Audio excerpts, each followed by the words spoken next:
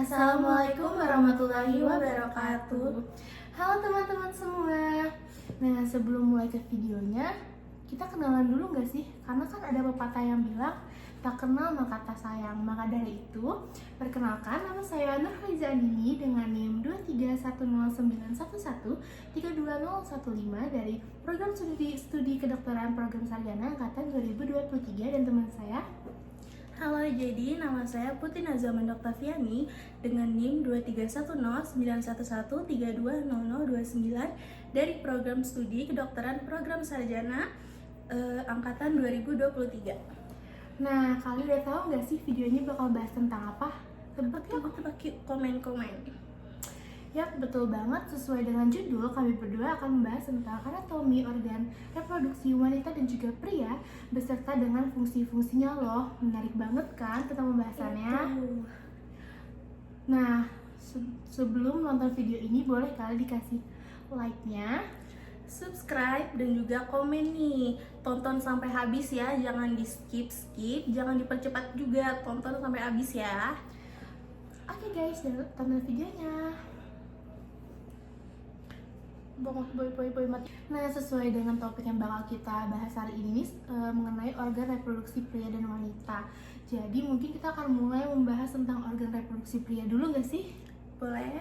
Nah, organ reproduksi pria ini terbagi menjadi dua tergantung letaknya, ada yang eksternal dan juga internal. Untuk eksternal sendiri itu terbagi menjadi 3 organ, dan juga internal juga terbagi menjadi 3 organ juga nih. Oke.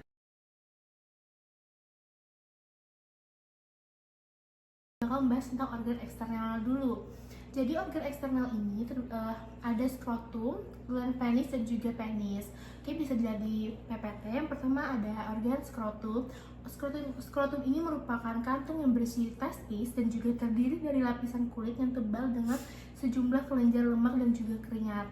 Nah, untuk fungsinya sendiri itu skrotum sebagai penyangga bagi testis dan juga meregulasi temperatur. Jadi pada suhu 34 derajat Celcius itu akan terjadinya spermatogenesis. Nah, apa sih itu spermatogenesis? Jadi spermatogenesis itu adalah proses pembentukan dan pematangan sperma yang terjadi di dalam testis. Jadi proses ini berlangsung di tubulus seminiferus, di mana terletak struktur kecil yang ada di dalam testis dan melibatkan beberapa tahapan yang kompleks nih guys. Jadi spermatogenesis ini akan berlangsung terus-menerus dari masa pubertas hingga usia lanjut pada pria. Nah, lalu skrotum itu juga merupakan kantung kulit yang ada otot dan juga jaringan konektif fibrosa. Pada kulit skrotum itu mempunyai namanya glandula sebacea dan juga rambut yang jarang, kaya yang inervasi sensoris dan juga pigmentasinya sedikit lebih gelap. Dan juga skrotum ini terbagi menjadi 2 kompartemen yang bakal dibagi oleh yang namanya itu septum mediastinum.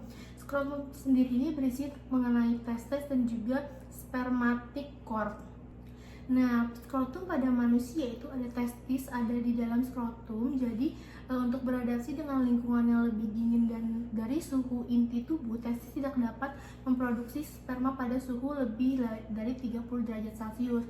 Makanya itu pada derajat 34 derajat Celcius itu merupakan suhu yang pas untuk melakukan spermatogenesis.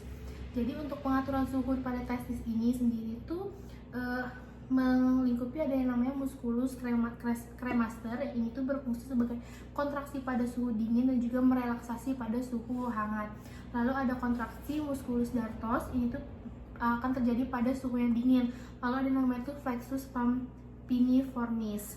Nah, apa sih tunika dartos tadi? Tunika dartos tadi merupakan otot polos dan tidak mengandung lemak guys. Oke, selanjutnya kita next ke organ selanjutnya, itu ada penis. Jadi penis ini merupakan organ kopulasi atau organ yang digunakan untuk hubungan seksual. Jadi pada penis ini terdiri atas radix, corpus, dan juga glans.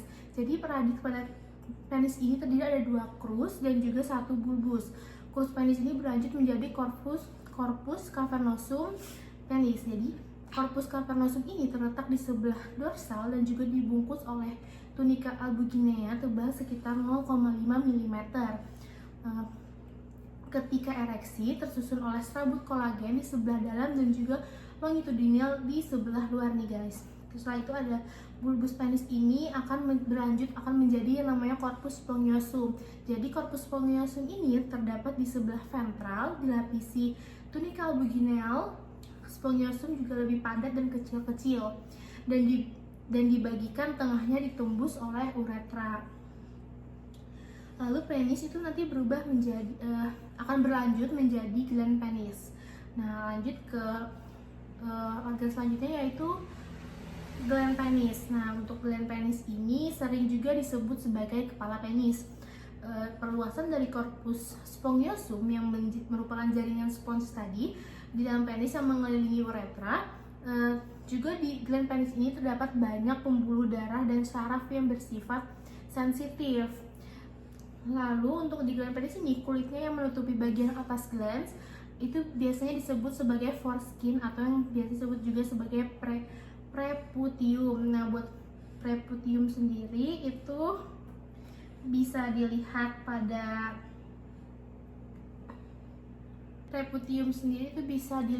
gambar di PPT. Dia terletak tuh agak di ujung dari si penis itu, guys. Mungkin bisa next slide. Nah, sekarang sudah masuk ke organ internal, mungkin akan dijelaskan oleh teman saya. Oke, jadi di sini saya akan menjelaskan mengenai organ internal. Nah, jadi yang pertama itu ada testis. Nah, testis ini itu merupakan organ primer dalam proses spermatogenesis yang menghasilkan sperma. Nah, testis ini mengalami penurunan asalnya dari daerah asalnya melalui kanalis lingualis ke skrotum. Nah, testis ini dia itu memproduksi spermatozoa, kemudian menyekresi hormon testosteron. Nah, testis kiri ini itu lebih rendah daripada testis kanan. Nah, ada yang tahu nggak nih kenapa jadi lebih rendah? Kenapa tuh, Kak? Bisa dijelasin kali? Nah, jadi kenapa testis kiri itu lebih rendah? Itu agar tidak menekan satu sama lain gitu si testisnya ini, karena kan terletak di antara paha. Kemudian untuk struktur testis itu, yang pertama ada tunica albuginea, yang kedua itu ada lobuli testis, yaitu tubulus seminiferosa, convolutus, dan tubulus rectus. Nah, yang ketiga itu ada mediastinum testis atau rete testis. Kemudian ada tubulus seminiferus. Nah, tubulus seminiferus itu merupakan tempat pembentukan sperma. Kemudian sel-sel Leydig itu memproduksi hormon reproduksi yaitu testosteron. Untuk gambar testis sendiri bisa dilihat pada PPT ya, guys. Nah, kedua itu ada epididymis. Nah, epididymis ini sendiri itu terdiri dari 3 bagian. Yang pertama itu ada kaput yang merupakan kepala, kemudian ada korpus yang merupakan badan, kemudian ada cauda yang merupakan ekor. Nah, jadi fungsi dari epididymis ini sendiri itu yaitu sebagai tempat maturasi atau pematangan sperma, khususnya itu di daerah cauda. Nah, kemudian panjang epididymis sendiri itu hanya 7,5 cm, tetapi panjang ductus epididymisnya adalah 6 meter dan itu berkelok-kelok. Kemudian jadi secara fisiologis spermatozoon imatur ketika meninggalkan testis dan matur ketika melalui kaput dan korpus epididymis. Nah, kemudian spermatozoon itu disimpan di cauda epididymis. Spermatozoon yang tersimpan itu masih fertil selama 40-60 hari. Nah, jika tersimpan terlalu lama tanpa diejakulasikan, maka spermatozoon ini akan mengalami disintegrasi dan direabsorpsi oleh epididymis itu sendiri. Nah, sperma akan bersifat non-motil atau tidak dapat bergerak pada 18 jam. Kemudian ada vas deferens yang merupakan saluran panjang dan kelanjutan dari epididymis itu sendiri. Nah, vas deferens ini tidak menempel pada testis. Kemudian untuk ujung salurannya itu terletak di dalam kelenjar prostat. Apa sih fungsinya? Jadi fungsinya itu sebagai saluran tempat jalannya sperma epididymis menuju kantung semen atau kantung mani, itu vesicula seminalis. Kemudian untuk vas deferens ini itu bentuknya itu pipa muskuler, kemudian panjangnya itu sekitar 45 cm dan diameter 2,5 mm. Nah, kemudian itu berjalan dari epididymis ke funiculus spermaticus, kemudian kanalis inguinalis, kemudian masuk ke kavitas pelvis, kemudian posterior vesica urinaria. Oke, jadi next slide. Nah, jadi selanjutnya itu ada vesicula seminalis. Nah, vesicula seminalis ini merupakan kantung semen atau kantung mani. Nah, vesicula seminalis ini mengeluarkan sekret atau fruktosa dan hormon prostaglandin yang merupakan nutrisi untuk sperma. Nah, kemudian selanjutnya itu ada prostat gland atau glandula prostata. Glandula prostata ini sendiri itu terletak pada bagian atas uretra dan bawah kantung kemih. Glandula ini itu menghasilkan getah sekret yaitu kolesterol, garam, dan fosfolipid sebagai kelangsungan hidup sperma. Glandula prostata ini sendiri itu terdiri atas otot polos, jaringan ikat fibrosa, dan juga kelenjar. Nah, kemudian menyekresi sebagian besar cairan semen, yaitu sebanyak 1/3 atau 1/3 dan memiliki bau yang khas. Kemudian diameternya itu sekitar 3 cm dan dapat dipalpasi per rektum. Kemudian mempunyai 2 lobus lateralis dan 1 lobus medius. Selanjutnya itu ada Cooper gland atau glandula Cooperi, disebut juga kelenjar bulburetra. Kemudian salurannya itu langsung menuju ke uretra. Saluran ini gland ini itu menghasilkan getah yang bersifat alkali atau basa yang berfungsi untuk membersihkan uretra dan sekaligus sebagai pelumas penis. Kemudian glandula Cooperi ini itu sendiri terbenam dalam musculus sphincter urethrae di posterior pars membranacea urethrae. Kemudian bermuara di permukaan bawah pars spongiosa urethrae. Kemudian memiliki diameter yaitu 1 cm dan panjang duktusnya itu 2,5 cm. Untuk gambarnya bisa lihat di PPT ya guys. Kemudian selanjutnya ada saluran ejakulasi. Nah, jadi saluran ejakulasi ini merupakan saluran pendek penghubung vesicula seminalis dan uretra. Kemudian saluran ini juga mengeluarkan sperma ke uretra. Nah, jadi saluran ejakulasi atau ductus ejaculatorius ini merupakan gabungan dari ductus deferens dan ductus vesicula seminalis. Panjangnya itu 2 cm, kemudian ductusnya itu menembus glandula prostata. Kemudian bermuara di uretra pars prostatica. Kemudian yang terakhir itu ada uretra. Uretra ini sendiri itu merupakan saluran akhir reproduksi yang terdapat di penis. Saluran kelamin yang berdasarkan dari kantung semen. Nah, meskipun uretra ini itu berfungsi ganda dalam sistema uropetika dan sistema genitalia, uretra itu tidak dapat mengeluarkan urin dan sperma itu secara bersama-sama. Jadi tidak bisa secara sekaligus seperti itu. Kemudian selama ejakulasi itu musculus sphincter urethrae internum itu berkontraksi. Nah, jadi udah selesai nih membahas mengenai organ reproduksi pria. Nah, selanjutnya kita akan membahas mengenai reproduksi wanita. Nah, untuk reproduksi wanita ini itu sendiri terbagi menjadi dua, yaitu eksternal dan juga internal. Jadi di sini saya akan menjelaskan mengenai organ reproduksi wanita di bagian eksternal. Jadi kita langsung masuk aja ke organ yang pertama. Di organ pertama itu dinamanya mons veneris. Biasanya dikenal dengan istilah mons pubis ataupun gunung Venus. Nah, di bagian ini nampak sedikit menonjol di tulang kemaluan atau simplicis pubis. Mons veneris ini tersusun oleh jaringan ikat dan juga jaringan lemak. Jadi ketika dewasa, mons pubis akan ditumbuhi sama rambut halus kemaluan, dan juga bentuk mons pubis tersendiri membentuk pola yaitu segitiga terbalik, bisa dilihat di PPT untuk bentuknya. Nah, terus mons pubis ini juga memiliki lapisan lemak di bagian anterior simplicis pubis.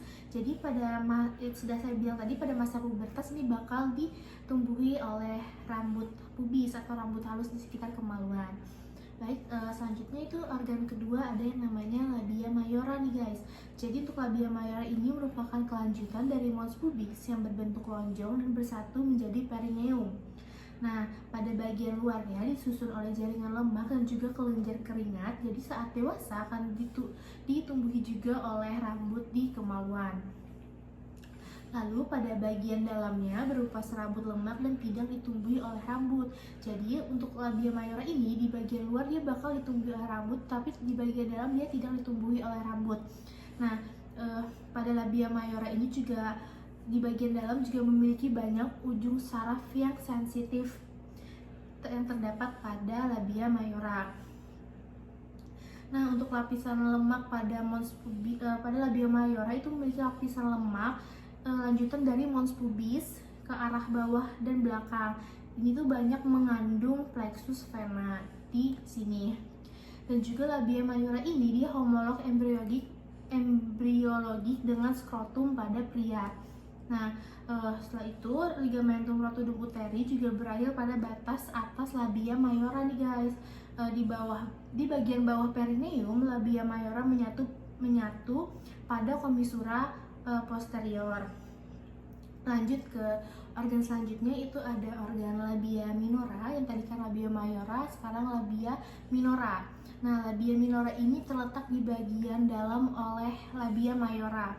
Nah, ini tuh merupakan lipatan yang tidak ditumbuhi rambut kemaluan dan juga tersusun oleh jaringan lemak. Pada labia minora ini sendiri memiliki banyak pembuluh darah yang bersifatnya elastis. Nah, tidak seperti di labia mayora tadi kalau memiliki ujung yang sensitif. Kalau di labia minora ini dia memiliki pembuluh darah yang bersifat elastis begitu. Nah, labia minora yang bertemu dengan klitoris di bagian atas juga disebut sebagai prepusium klitoris.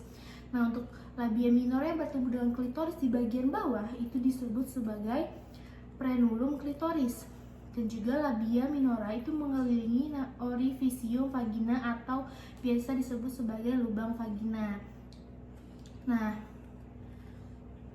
buat labia minora ini banyak terdapat pembuluh darah, otot polos, dan juga ujung serabut saraf nih guys. Dan selanjutnya itu ada klitoris. Nah, klitoris ini merupakan organ yang berbentuk bulat di kemaluan wanita, juga terletaknya sedikit di atas. Dan juga klitoris ini memiliki banyak pembuluh darah dan saraf sensoris yang bersifat erektil. Klitoris ini sendiri terdiri dari kaput atau glans klitoridis yang terletak di bagian superior vulva dan korpus klitoridis yang tertanam di dalam dinding anterior vagina. Klitoris ini juga homolog embriologiknya dengan penis pada pria. Pada klitoris terdapat juga reseptor androgen. Pada klitoris banyak pembuluh darah dan ujung serabut saraf yang sangat sensitif. Jadi klitoris ini saat dia terangsang dia bakal membesar, begitu halnya juga dengan penis pria tadi. Selanjutnya ada vestibulum. Jadi vestibulum ini merupakan rongga kemaluan yang pada bagian sisi kiri dan kanannya itu dibatasi sama labia minora. Jadi bagian atasnya dibatasi oleh klitoris dan bagian belakangnya di bawah itu dibatasi oleh pertemuan dua labia minora. Juga terdapat muara uretra atau saluran kencing pada vestibulum ini. Di vestibulum juga terdapat muara vagina atau dua lubang saluran kelenjar Bartolini dan dua lubang saluran kelenjar Skene. Nah, pada vestibulum ini terdapat 6 lubang atau orifisium, yaitu orifisium uretrae externum, introitus vaginae, ductus glandulae Bartolini kanan dan kiri, dan ductus Skene kanan kiri.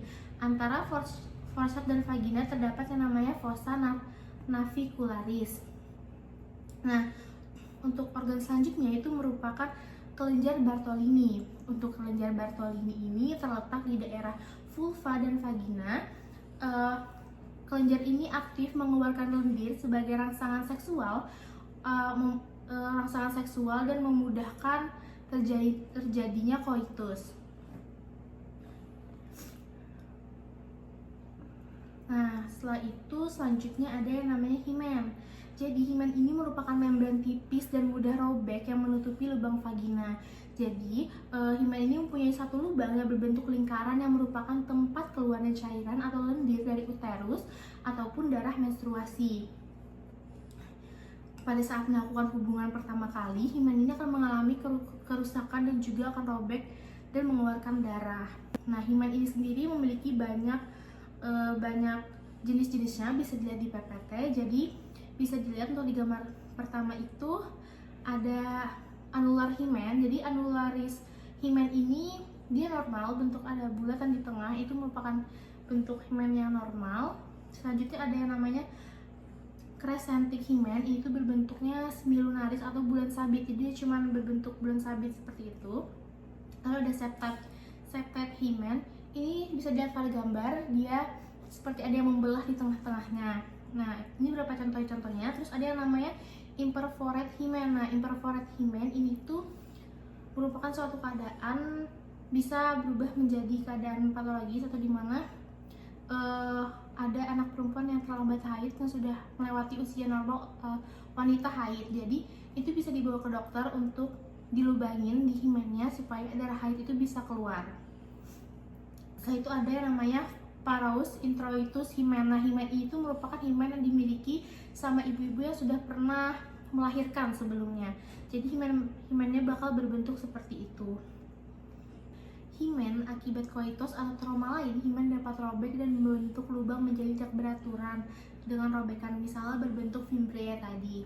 Nah, bentuk himen yang postpartum seperti yang sudah saya sebutkan tadi, yang paling akhir.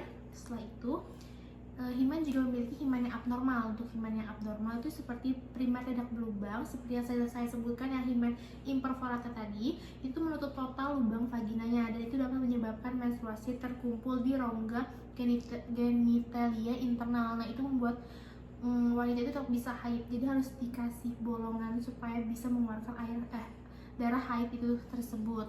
Nah, selanjutnya ada yang namanya perineum. Nah, perineum ini sendiri itu merupakan daerah tepi bawah vulva dengan tepi depan anus, batas otot-otot diafragma pelvis seperti musculus levator ani, musculus coccygeus, dan diafragma uregenitalis seperti musculus perinealis transversus profunda, musculus constrictor uretra. Nah, terus ada namanya perineal body. Nah, perineal body ini adalah rape median musculus levator ani antara anus dan vagina. Perineum meregang pada saat persalinan, kadang perlu dipotong juga atau namanya tuh episiotomi untuk memperbesar jalan lahir dan mencegah terjadinya ruptur. Segitu aja penjelasan dari aku mengenai organ reproduksi wanita di bagian eksternal. Mungkin buat internalnya bakal dilanjutkan oleh Nanas. Oke, jadi selanjutnya saya akan membahas mengenai reproduksi internal. Nah, yang pertama itu ada vagina. Vagina merupakan saluran yang menghubungkan antara vulva dan juga rahim. Panjang vagina ini sekitar 8-10 cm antara kandung kemih dan rektum. vagina ini memiliki beberapa karakteristik. Yang pertama itu dinding vagina bagian dalam itu memiliki lipatan. Nah, lipatannya itu sendiri disebut dengan rugae. Kemudian untuk bagian tengah vagina terdapat bagian yang lebih keras, yaitu columnis rugarum. Kemudian untuk dinding vagina sendiri itu tersusun atas jaringan mukosa, yaitu pada bagian luarnya. Kemudian untuk di tengah itu ada jaringan otot. Kemudian di dalamnya itu terdapat jaringan ikat berserat. Nah, otot pada vagina ini berasal dari sphincter ani dan levator ani. Nah, vagina ini tidak mengeluarkan sekret, melainkan sekret itu berasal dari rahim. Nah, kemudian selanjutnya itu ada fungsi vagina. Nah, yang pertama itu fungsi vagina itu sebagai saluran senggama. Yang kedua itu saluran untuk mengeluarkan darah, menstruasi, dan sekret yang berasal dari rahim. Yang ketiga, vagina ini merupakan saluran jalan lahir pada saat persalinan. Nah, vagina ini sendiri itu memiliki rongga muskulomembranosa berbentuk tabung mulai dari tepi serviks uteri di bagian kranial dorsal sampai ke vulva di bagian caudal ventral. Nah, daerah di sekitar serviks disebut fornix, kemudian dibagi dalam 4 kuadran, yaitu ada fornix anterior, posterior, kemudian fornix lateral, dan juga dextra dan juga sinistra. Kemudian vagina ini memiliki dinding ventral dan dinding dorsal yang elastis. Nah, dilapisi oleh epitel squamosa berlapis, berubah mengikuti siklus haid. Untuk gambarnya bisa dilihat pada PPT ya guys. Kemudian yang kedua itu ada rahim atau uterus. Nah, rahim ini sendiri itu sebagai tempat tumbuh kembang janin pada saat kehamilan. Nah, rahim atau uterus ini itu terletak di dalam rongga panggul di antara kandung kemih dan juga anus. Rahim atau uterus ini sendiri itu berbentuk seperti bola lampu, pijar, atau buah pir. Nah, untuk bagian uterus itu terdapat badan rahim atau korpus uteri. Nah, bagian rahim ini itu berbentuk seperti segitiga pada bagian atas. Kemudian ada leher rahim atau cervix uteri. Nah, bagian rahimnya itu berbentuk silindris. Kemudian terdapat rongga rahim, yaitu cavum uteri. Kemudian terdapat fundus uteri, yaitu bagian proksimal rahim yang terletak di antara kedua pangkal tuba fallopi. Nah, jadi ada juga beberapa karakteristik dari rahim atau uterus. Yang pertama itu otot rahim itu bersifat elastis. Yang kedua, dinding rahim atau endometrium itu terdiri dari sel-sel epitel, kemudian apabila menebal itu terjadi proses ovulasi.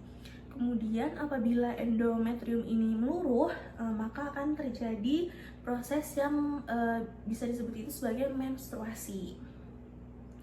Nah, dinding rahim ini sendiri itu terdiri dari 3 lapisan, yaitu serosa, yaitu peritoneum.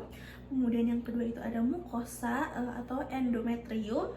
Kemudian ada ototnya, yaitu myometrium. Nah, ukuran rahim itu bervariasi ya guys, antara usia dan pernah tidaknya melahirkan. Jadi selanjutnya itu ada bagian dari tuba fallopi. Nah, yang pertama itu tuba fallopi memiliki pars interstitialis atau intramuralis. Nah, bagian tuba fallopi ini itu terletak di dekat uterus. Kemudian yang kedua itu ada pars ismica, yaitu bagian tengah tuba fallopi yang sempit. Nah, yang ketiga itu ada pars ampularis, yaitu tempat terjadinya fertilisasi atau konsepsi. Nah, yang terakhir itu ada infundibulum, yaitu bagian ujung tuba fallopi yang berupa corong terbuka ke rongga perut dan memiliki fimbriae yang berfungsi untuk menangkap ovum. Nah, jadi fungsi tuba Fallopi ini sendiri itu yang pertama berfungsi menangkap dan membawa ovum yang dilepaskan oleh tuba Fallopi. Kemudian tempat konsepsi dan fertilisasi seperti yang tadi, kemudian menjadi atau berfungsi sebagai tempat pertumbuhan hasil fertilisasi sebelum masuk ke dalam uterus. Nah, kemudian itu ada ovarium. Nah, di ovarium itu terdapat kelenjar reproduksi primer yang berfungsi sebagai penghasil ovum dan juga hormon seks, yaitu estrogen dan progesteron. Nah, jadi untuk karakteristik ovum, yaitu yang pertama terdapat sepasang, yaitu kanan dan kiri, yang dihubungkan dengan uterus oleh tuba Fallopi. Nah, kemudian berbentuk oval dengan panjang 2,5 sampai 4 cm. Nah, letak ovarium sendiri itu ditunjang oleh mesovarium, liga ovarica, dan liga infundibulopelvicum. Nah, kemudian untuk struktur dari ovarium itu sendiri terdiri atas kulit atau korteks atau zona parenkimatosa yang terdiri dari tunika albuginea, jaringan ikat, kemudian stroma atau folikel primordial dan folikel de Graaff, dan sel-sel Wartburg. Kemudian terdapat inti atau medula atau bisa disebut juga dengan zona vaskulosa yang terdiri dari stroma berisi pembuluh darah, serabut saraf, dan beberapa otot polos. Mungkin itu saja dari organ reproduksi yang bagian internal.